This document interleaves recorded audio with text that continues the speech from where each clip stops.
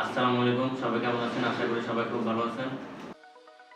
আজকে আমাদের ভিডিওর টপিক হচ্ছে ওয়াটারপ্রুফিং নিয়ে, কিভাবে কংক্রিটের মধ্যে ওয়াটারপ্রুফিংয়ের কাজ করে এবং কেমিক্যাল ইউজ করার পর কংক্রিটের কীরকম কাজ হয় সে সম্পর্কে, এবং কংক্রিটের যে সারফেসগুলো কীরকম হয়ে থাকে, কীরকম সারফেস ধারণ করে সে সম্পর্কে দেখাবো। সো ভিডিওটি শুরু করা যাক। এই যে আমরা এখানে প্রথম দেখতে পাচ্ছি, এটি হলো সাধারণ সিমেন্টের তৈরি কংক্রিট। যেভাবে সাধারণভাবে কংক্রিট তৈরি করা হয় সেটি সিমেন্ট কংক্রিট। এই কংক্রিটটি দেখতে ঠিক এরকম সারফেস তৈরি হয়েছে। এটা হলো সাধারণভাবে যে সিমেন্ট কংক্রিটগুলো হয়ে থাকে সেগুলো সারফেস ঠিক এরকম আসে, ঠিক দেখতে এরকম দেখা যায়।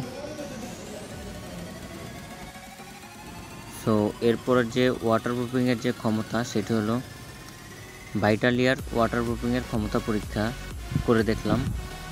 সো এই পরীক্ষা করার ক্ষেত্রে আমাদের প্রথমে পাত্রে পানি নিয়ে সিলিন্ডার 15-20 মিনিট ভিজিয়ে রাখতে হবে, এবং যদি এমন লক্ষ্য করলাম ভাইটালিয়া মিশানো সিলিন্ডারটি কম পানি আর সাধারণ বারটি বেশি পানি শোষণ করেছে। ভাইটালিয়া এভাবেই আপনার বাড়িকে পানি শোষণের হাত থেকে রক্ষা করে। আমরা এই পরীক্ষাটি করার পর আমরা এই ফলাফলটি পেয়েছি। এটি হলো ভাইটালিয়ার ওয়াটারপ্রুফিংয়ের ক্ষমতা পরীক্ষা।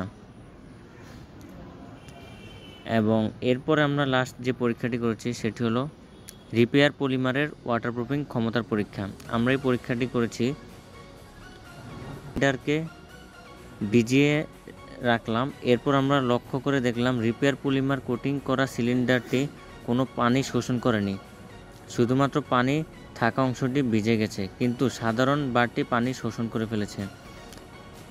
সো এভাবে আমরা বুঝতে পারলাম যে রিপেয়ার পলিমারের যে ওয়াটারপ্রুফিংয়ের ক্ষমতা সেটা হলো কোনো পানি শোষণ করবে না এবং পানি লিকেজ থেকে রক্ষা করে। পানি লিকও করবে না, পানি শোষণও করবে না। এটি হলো কংক্রিটের ওয়াটারপ্রুফিং ক্ষমতা।